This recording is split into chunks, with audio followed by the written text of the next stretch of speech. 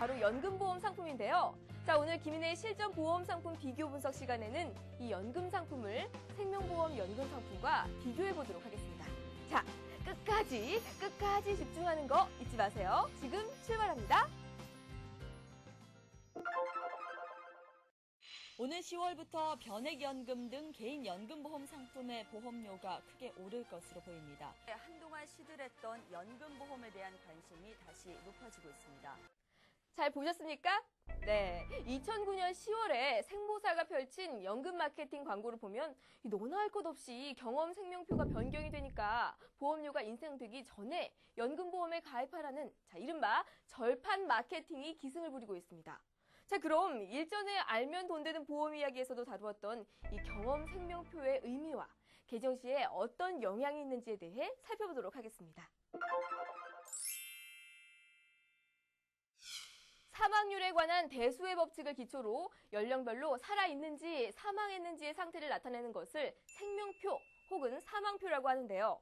자, 이 생명표는 다시 국민생명표와 경험생명표로 분류되는데 이 국민생명표는 전체 국민이나 특정 지역의 사람을 대상으로 인구 통계에 의한 사망 상황을 나타내는 것인 반면에 이 경험생명표는요, 생명보험사 보험가입자들의 생존과 사망자 수를 근거로 작성되는 것으로요, 생명보험사의 보험료를 책정하는 기준이 되고 있는 겁니다.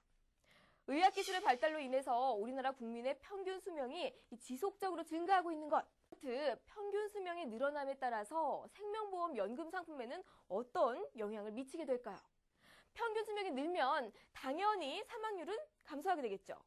경험생명표상의 사망률이 감소하면 사망을 담보로 한 상품의 보험료는 인하되는 반면에 종신연금처럼 생존 시에 혜택을 받는 연금 상품의 경우에는 보험료는 인상될 뿐만 아니라요, 지급되는 기간 또한 늘어나게 되므로 연금 수령액도 감소하게 되는 겁니다.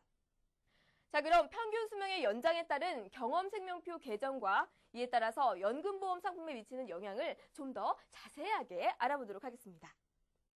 남자의 평균 수명을 68.4세, 여자의 평균 수명을 77.9세로 본 제3회 경험생명표에 따른 연금 수령액을 연 3,854만 원이라고 한다면, 자, 제4회 경험생명표가 적용된 2003년의 경우에는 연금 수령액이 제3회 경험생명표가 적용된 수령액에 비해서 7.5%가 하락한 연 3,565만 원이었고요.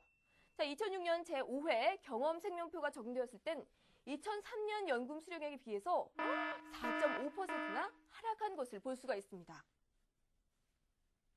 이번에 개정된 경험생명표를 적용할 경우에는 생보 전체 평균 6.4% 보험료가 인상될 전망이므로요, 연금 수령액 또한 당연히 감소할 것으로 보입니다. 그런데 우리 회사의 연금 상품은 생명보험사 연금 상품처럼 죽을 때까지 연금이 지급되는 종신연금 상품이 아니잖아요. 정해진 기간 동안 정해진 금액을 지급하는 확정연금이므로 이러한 경험생명표의 영향을 절대로 받지가 않습니다. 실제 생명보험 종신연금형 상품과 우리 회사 노후 웨스트 플러스 연금보험과 비교를 통해서 자세하게 살펴보겠습니다. 자, 자료를 보시면 지금 현재 35세 남성이 다음과 같은 조건으로 한 생보사의 종신연금과 저희 현대해상의 확정연금에 가입한 경우 연령별 연금 수령액의 누계를 보여주고 있습니다. 자, 2009년 10월 기준 65세부터 85세까지 약 총 2억 1,200만 원 정도의 연금 누계액을 받을 수가 있는데요. 자, 그러나 생보사 종신연금의 경우에는 이 정도의 연금 누계액을 받기 위해서는 무려 93세가 되어야만 가능합니다.